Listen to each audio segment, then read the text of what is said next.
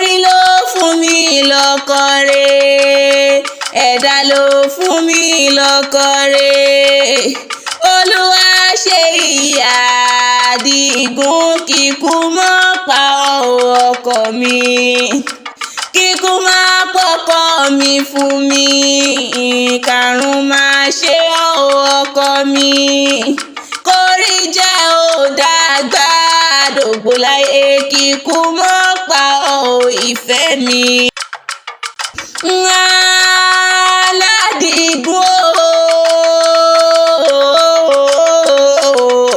Ilé Olúwaṣèyí tí ń ṣọjọ́bí lónìí mo wá kí. Bàbá Olúwafikáyọ̀mí mo ní ó mọ gbóhùn ẹnu mi. Bàbá Olúwafísáyọ̀mí ó mọmọ ní tọ́nà mọ́ sàárì àwọn ọmọ rẹ̀. CEO Essential Photography ni mo ń pè rí. Iléeṣẹ́ rẹ̀ ò ní jóná. Ó mọmọ ní ṣiṣẹ́ fọ́mọ ẹlòmíràn jẹ́ lágbára Elédùmarè ọba. Ọmọlọ́lá ló rán mi wá o. Aya rẹ̀ ló ní ìwà mọ̀ kí ọ bí ológun ẹrú. Ó níwọlé jìká tí ó jáṣọ òye lọ́rùn òun.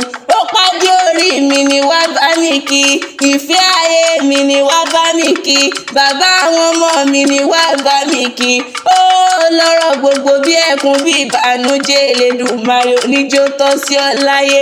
Ó tún ní bọ́ọ̀dé nulẹ̀ àwọn bàbá rẹ̀. Ìrẹ́ nílé o. Ìrẹ́ alálùbọ́sà ní ìṣẹ̀lẹ̀ àwọn bàbá tó bí ọlọ́mọ. Ilé ọmọ arólú. A kì í rìn eré sísá ni wọ́n sá nínú ilé àwọn bàbá tó bí ọlọ́mọ. Táńpèrè olódò. Táńpé bàbá yín olómi nínú ilé àwọn bàbá rẹ̀. Afẹ́lẹ́lẹ́lẹ́ lomi ìpẹ́kun.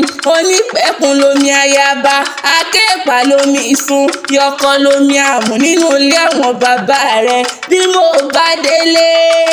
mo bá délé màmá bọ́ máa bomi sára nínú ilé àwọn bàbá tó bí ọlọ́mọ. Èmi àmọ́ mi òkè máa wẹ̀sẹ̀ nínú ilé àwọn bàbá rẹ̀. Omi àgbàrá lélẹ́gbò ń wẹ̀ o. Ilé ọmọ onígbò mọ̀dèmọ̀dé, ọmọ onígbò mọ́wọ́mọ́wọ́. Àjòjì tó bá wọ gbòòrò yóò sì dẹni ẹbọra. Àjòjì tó bá wọ gbòòrò yóò di tẹ̀ mọ́lẹ̀ nínú ilé àwọn bàbá rẹ̀ ni.